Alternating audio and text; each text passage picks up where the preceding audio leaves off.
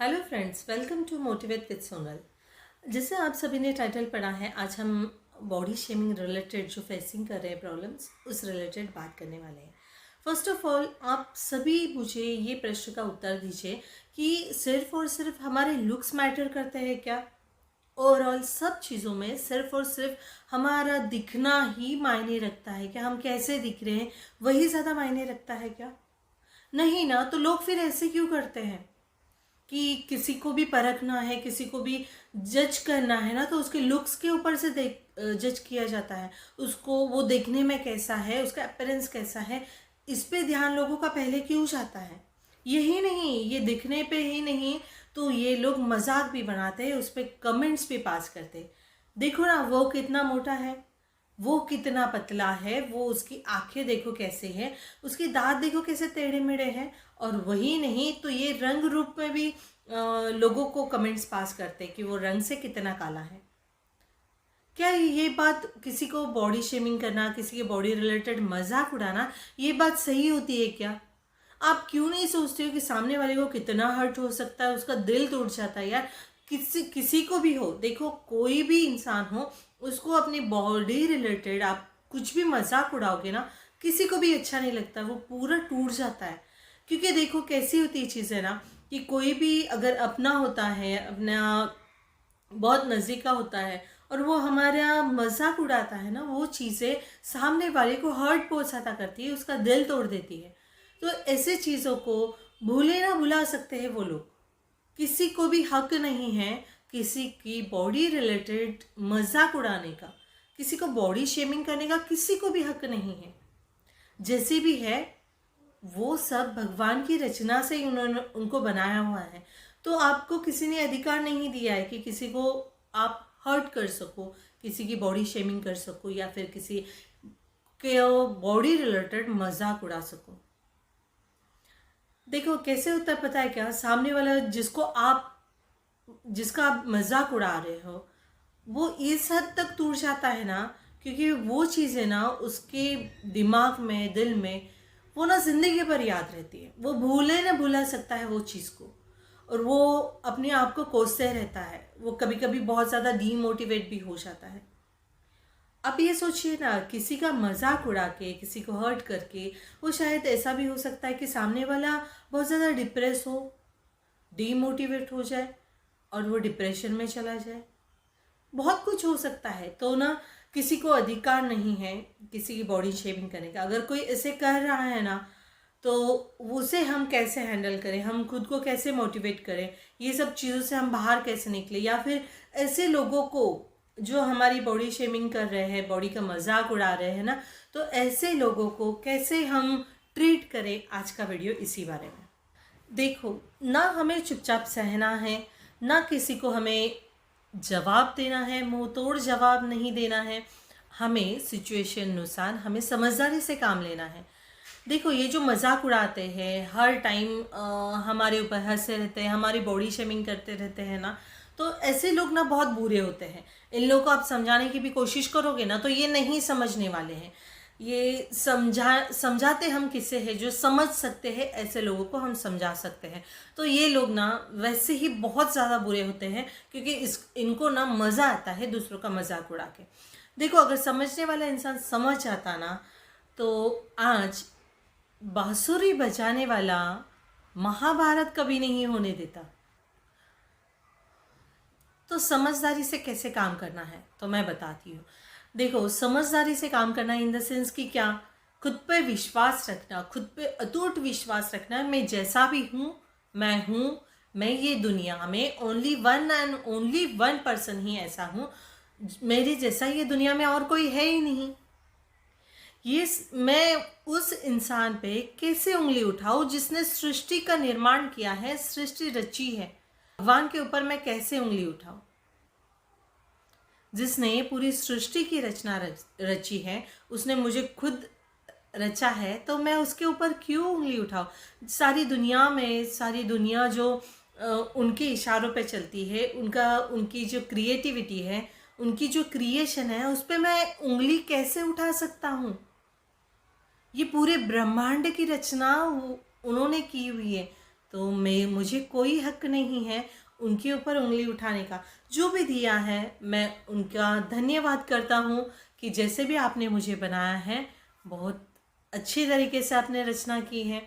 देखो, कभी भी जो भी अपने पास होता है ना, जो भी चीज़ें हमारे अंदर होती है, हमारे लिए होती है ना, उन वो चीज़ को रिलेटेड हमें धन्यवाद भगवान का ज़रूर करना चाहिए। पता है क्यों? क्योंकि आपने बहुत कुछ ऐसे लोग भी देखे हैं। आप तो फेसिंग कर रहे हो, अभी सिर्फ लुक वाइज बॉडी शेमिंग लोग कर रहे हैं, आपकी बॉडी का मजाक उड़ा रहे हैं, इसलिए आप बहुत ज़्यादा डिप्रेस हो। लेकिन आपने देखा है कभी हैंडीकैप लोग या फिर आपने ब्लाइंड लोग, जैसे किसी के पास हाथ नहीं, पैर नहीं, किसी के पास आंखें नहीं, वो लोग कैसे सफ़र करते हैं? आपने सोचा है कभी? उन लोगों को तो अभी जैसे बात करते हैं जिनके पास आंखें नहीं, उनकी नहीं इच्छा होती रहेगी पूरी दुनिया देखने की, तभी भी वो अपनी ज़िंदगी जीते हैं ना। तो देखो, डीमोटिवेट नहीं होने का कभी भी। कोई बोल रहा है ना, सुन लो, छोड़ दो, या तो फिर नहीं सहन हो रहा है तो वक्त आने पे जवाब दो, ठीक है ना। खुद पे विश्वास रखना, उन्होंने भगवान ने हमें रचा है, उन पे विश्वास रखना बहुत ज़्यादा ज़रूरी है। देखो, मैं ये हमेशा वीडियो में आपको बोलती हूँ कि जैसे कि खुद पे अगर विश्वास रहता है ना, तो बहुत कुछ चीज़ें ना हम इजीली अपने अंदर चेंजेस कर सकते हैं। ऐसी कोई चीज़ नहीं है कि वो इम्पॉसिबल है। आपने देखा होगा चांद को, वो अपनी सुंदरता से जाना जाता है। आपने चांद को देखा है तो आपने देखी है सुंदरता, आपने सूरज को देखा है तो देखी है आपने ईश्वर का बल। और आप अगर आपने खुद को, अपने आप को आईने में देखा है तो आपने देखा है ईश्वर की अनमोल रचना। करते हैं, लोगों की बातों में आ जाते हैं, लोग कैसे हमें हमारा मजाक उड़ा रहे हैं, लोग हमसे कैसे बातें कर रहे हैं ना। मैं आपको कैसे समझाऊं कि ये लोगों की बातों में ना हमें आना ही नहीं चाहिए। किस तरह से समझाऊं मैं आपको?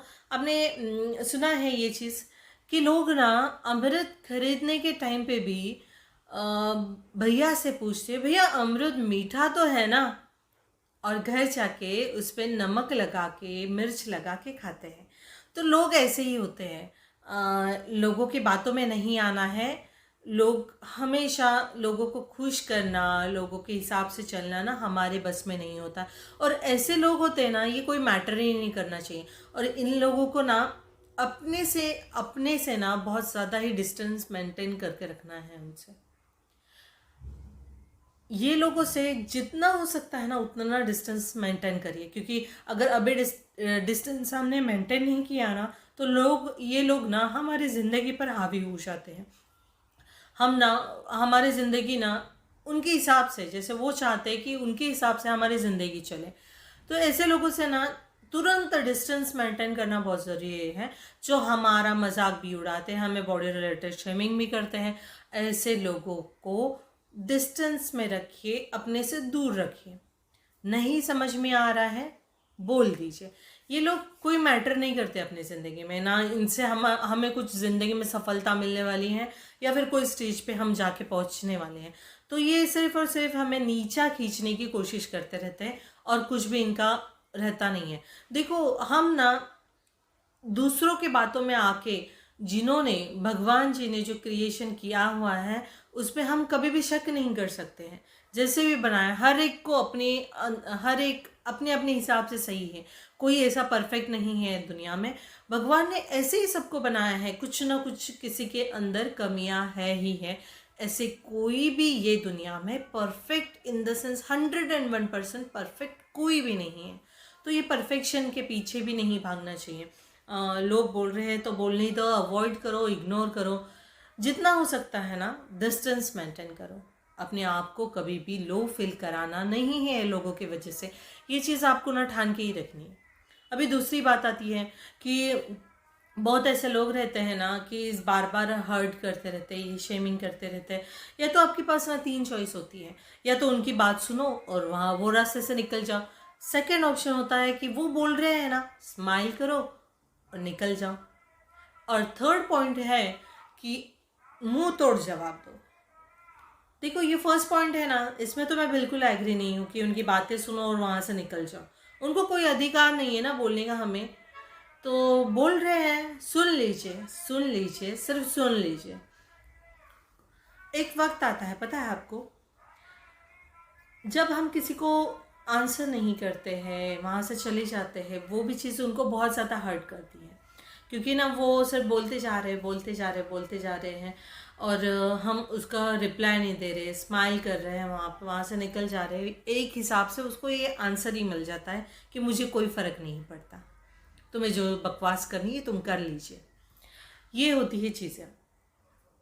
तो ये लोगों को ना ऐसे हैंडल करना चाहिए। देखो, या तो फिर आप ऐसे कर सकते हो, चीज़ें कोई आपको बोल रहा है, मजाक उड़ाया जा रहा है, उड़ाया जा रहा है, एंजॉय कीजिए। कई दिनों के बाद आप देखोगे कि सामने वाले को ऐसे लगेगा, यार मैं तो इसका इतना मजाक उड़ा रहा हूँ, इसको इतना शेमिंग कर रहा हूँ, इसको इतना हर्ट कर रहा हूँ, तभी कोई फ़र्क नहीं पड़ रहा है। फ़र्क तो बहुत पड़ता है, यहाँ पे पड़ता है फ़र्क, लेकिन दिखाना नहीं है। कितने दिन करेगा सामने वाला आपका मजाक, कितने दिन उड़ाएगा? जब जब आप उसमें आप खुद भी इंटरेस्ट लेते हो ना, तो सामने वाला देखेगा इसको तो कोई फ़र्क ही नहीं पड़ रहा है, चल मैं ज़बरदस्ती अपनी एनर्जी वेस्ट कर रहा हूँ, और वो स्लोली स्लोली अपना मजाक उड़ाने का जो तरीका है ना, वो कम करते जाएगा। आप ट्राई करके देखिए। ऐसे लोगों को ना हंस के दांत गिराने चाहिए।